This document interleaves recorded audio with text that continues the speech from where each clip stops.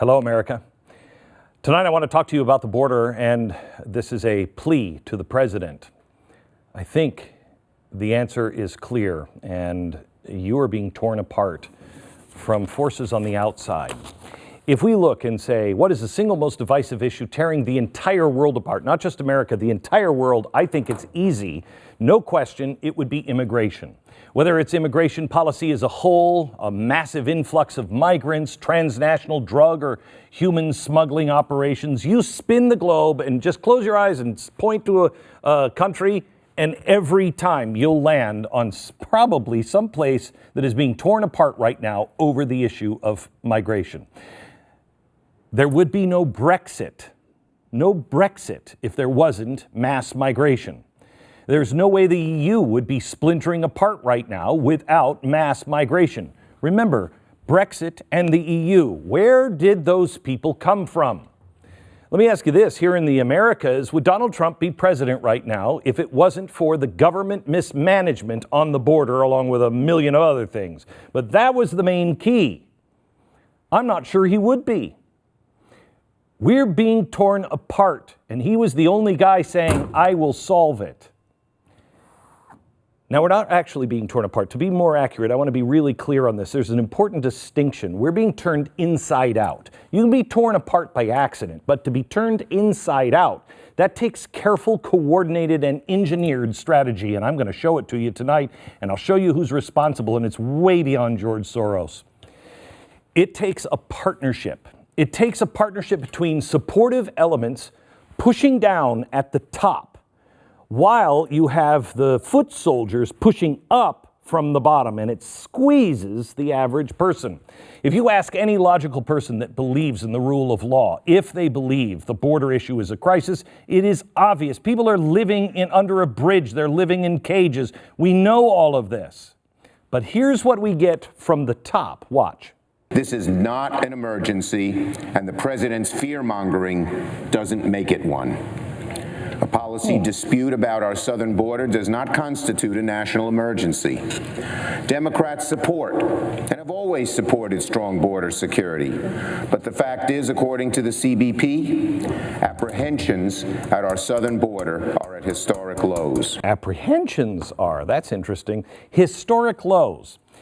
I want you to know, the last time we had a crisis, Barack Obama was in office. And that crisis, the top number was 60,000 people were pouring into our country in 1 month. Well, there were 58,000 apprehensions on the southwest border in January. That number skyrocketed to 76,000 in February.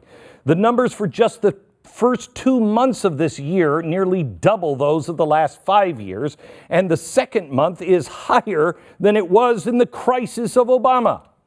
Now, the Homeland Security Secretary Kirstjen Nielsen was estimating that the numbers for March will be near or over 100,000. That is more than we've seen in over a decade. That's an historic low. Even the Washington Post is calling it record levels and a new high. They called it unprecedented mass migration. The Trump administration is overwhelmed, but I am telling you right now, I claim it is being done intentionally to him. This is Cloward and Piven, wave after wave after wave of people. In October, he ordered over 5,000 troops to the southern border to beef up security. Sounds totally reasonable. This past January, he pressured Mexico to change their immigration policies and to bottleneck migrants coming up from Central America into southern Mexico. Again, totally reasonable. Last week, the Trump administration announced that they were pulling nearly $750 million in aid to Central American countries that are failing to get a hold of the situation. Again, unbelievably reasonable, I think. But none of this has worked. None of it. Meanwhile, the walls are not getting built and the caravans keep trucking north. Why? Congress. Congress and their allies. Top down, bottom up. The president is now at a point where he appears that he's willing to empty the barrel and just start completely over. And Mr. President, you should. Please, I'm begging you. Look to a different solution. You cannot fix a broken arm with painkillers. You have to reset the bone. You have to treat the cause and not the symptom. And I'm going to show you the cause tonight. First, let me start here. This is what I said about 10 years ago. 10 years ago, I said George Soros would form a shadow government. He likes to control the airwaves. He destabilizes a state with a crisis, provokes election crisis, begins protests to accuse fraud. That's how he destabilizes nations. I also, every day for the last year I was at Fox, I said these things. Anarchists, Islamists, communists, and socialists would work together against Israel, work together against capitalism, work together to overthrow stability. Protests would become contagious. They would cascade. They would sweep the Middle East. It would lead to a caliphate. It would begin to destabilize Europe and the rest of the world. Here's what we know. Has George Soros formed a shadow government? Yeah. The Democratic Party I was talking about 10 years ago is not the Democratic Party today. It's the new Democratic Party. Control the airwaves. Do I even need to say it? Destabilize the state with crisis. He funded the anarchists in Oakland or Berkeley and Portland, Black Lives Matter, Occupy Wall Street, and he is currently financing the caravans. Provoke the election crisis. Well, his good buddy was running for president, and they were the ones who found the Russian dossier, and the mainstream media helped them. And they claimed that the president wasn't legitimate. He had worked together. Think about how twisted you have to be to want to believe that the president, I don't care who it is a spy or doing espionage for another country that's an enemy. They were disappointed when that wasn't true. But who was behind all that? The left, the radical left. Now they're talking and taking down the Electoral College. They begin protests and accuse fraud. Do I need to go any further than just the first week after he was inaugurated? Anarchists, Islamists, communists, and socialists. You know, they said, this was the big thing. Oh, he's crazy. Islamists and socialists would never work together. No Islamist would ever work with a socialist. Oh, how right they were again. So, they worked together, anti-Israel, against capitalism, overturning stability. It did cascade. It swept the Middle East. It destabilized, created a caliphate. All those migrants went up. Europe was told, you have to take them by George Soros and his kind. You have to take them, said the European Union. That has destabilized Europe. It has caused Brexit, and now it is spreading to the rest of the world, North America and South America. A storm is coming. There are hundreds of thousands of asylum seekers on backlog, and there are more coming. Caravans are increasing in size and frequency. This is a human wave. The pressure from the bottom up is increasing at an unprecedented rate. I talked about this 9 years ago in 2010. Listen. The bottom up, top down, and inside out theory. Here, you have it, top down. You've got the people in power up at the top, appointed by the president. You have them here. They are organizing the bottom layer. They are organizing people to stand up, to turn us inside out. You have Latinos being organized. You have unions now being organized in the unemployment battle. You have unions in our churches. There's a reason why I played that clip, and it's the last couple of sentences. Latinos organizing in the labor movement, unions in our churches. It's a bottom-up strategy that began in the 1960s as a Mexican nationalist Marxist-Leninist movement. Somehow it culminated into what we're seeing today. But why didn't they have the success in the 60s through the 2000s that they're having today? Because they never had the top-down support structure that they have now in the new Democratic Party. It all began, as I will show you in a minute, as all good progressive stories do, in Chicago. Open borders, sanctuary cities, and migrant caravans designed to overload the system and turn it inside out. It is being orchestrated by a group of Marxists from Chicago, paid for by George Soros and others. It's a family of activists that have been active for decades, and everybody turns their eye. The base of operations, a church. You want to pull it up by the roots? I'll show you how to do it the Chicago way next. All right, if you want to pull it up by the root, you have to look at its goals and who is really spreading the poison.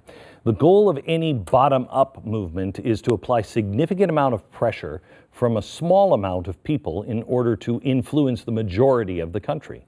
That in turn affects policy decisions in the government, but none of that works if there isn't a significant influence willing to support them from inside the government or the top. And none of it works at all without exposure in the media via protest, rallies, or caravans. I want to take you back. We first started hearing about the caravans exactly 1 year ago last month. Last spring, journalists from BuzzFeed embedded with and began reporting on the migrant caravan organized by a group called Pueblos Sin Fronteros, or People Without Borders. It seemed weird that they had somebody embedded in something that I had never even heard of. Why? Well, we tracked down the groups associated with them, and we found some of the usual suspects. George Soros had put well over $1 million into it, and they apparently put that money to work. The Associated Press reported just a few months ago that People Without Borders had been busy. At the time of that article in December, they were responsible for 4 of the caravans. The AP reported that the group, quote, help charter the route, arrange the bus transportation, negotiate with Mexican officials to provide protection. It also raised more than $46,000 online for emergency housing and food. They're no longer trying to stay under the radar. The press is starting to report on them, and they're eating it up. They're even bragging on social media that they are the, quote, group that accompanied the largest caravan so far. But who are they? Who are the people behind People Without Borders? When I talked about this last April, I noted that very little was known about them, who was behind them. All we had were a few ground operations and the ground operation level organizers. Well, now we have more. So who are they? Well, they're actually a group of nobodies, as long as you consider the who's who in Marxist, Leninist, communist activism based in Chicago, a nobody. We're going to start with Mama Bear, Emma Lozano. She is currently listed now as the executive director of People Without Borders. She's also the head and the founder of another group based out of Chicago called Centro Sin Fronteras, or Center Without Borders. So you got the people and the center. Now, Emma is part of a Marxist activist family that spans decades. Her brother was Rudy Lozano. Rudy, he founded the Center for Autonomous Social Action, or CASA. They were a Marxist-Leninist group that advocated ethnic Mexican class revolution and preached about a world without borders. Back then, Rudy was known as Compañero Rudy, or Comrade Rudy. A study from the UC San Diego described these 2 young activists from Chicago as, and I quote, the latest members of a zealous group of college students, community organizers, and young professionals. They strove to lead and build a national immigrant rights movement vis-a-vis CASA, informed by far-left politics, Marxist-Leninist thought, a communist ideology based on the theories of Karl Marx and Vladimir Lenin, with the international worldview. They called for a collective mobilization. Oh, socialists aren't communists. Really? Because these guys are. Rudy's son, Pepe, now this is Emma's nephew. He's in a new class all by himself. He's another echelon community organizer and activist in Chicago. In 2005, he was a member of the Communist Youth League. Love that. And in 2006, he graduated to just the regular Communist Party USA. He was listed as a member, just a chip off the old block. Now, Dad, unfortunately, was murdered in Chicago, so Rudy is out of the picture. But his sister, Emma, founded Center Without Borders. She did this because she's a true believer in people. Now, People Without Borders would soon follow. But we're not close to exposing the crazy family here. Emma's husband is a man named Walter Coleman, Slim, is what they like to call him. I haven't heard that for a while. Anyway, both Walter and Emma are co-pastors at a church, Lincoln United Memorial Church. Now, this is great because this is another who's who among the Marxists in Chicago. In the late 1980s, he helped elect a woman called Helen Schiller, Chicago City Council. Helen, of course, was a Marxist. She was famous for organizing the white support arm for the Black Panthers, which we all love, called Intercommunal Survival Committee. The Chicago Tribune called her, quote, a career revolutionary. This is starting to sound a little like a twisted version of the Brady Bunch, where Karl Marx is the father and Friedrich Engels, I'm home, sweetheart, donning a blonde wig. But remember, there is no such thing as gender, so that's okay. And the family that engages in revolutionary class warfare together stays together.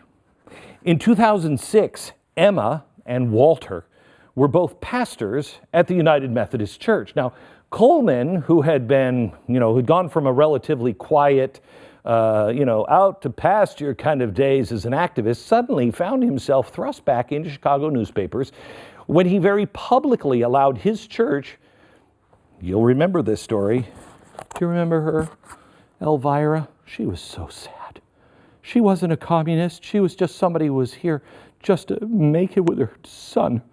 And we wanted to send her back. She had been deported in 1997 for fraud, but she re-entered the U.S. the same year and then was rearrested in 2002.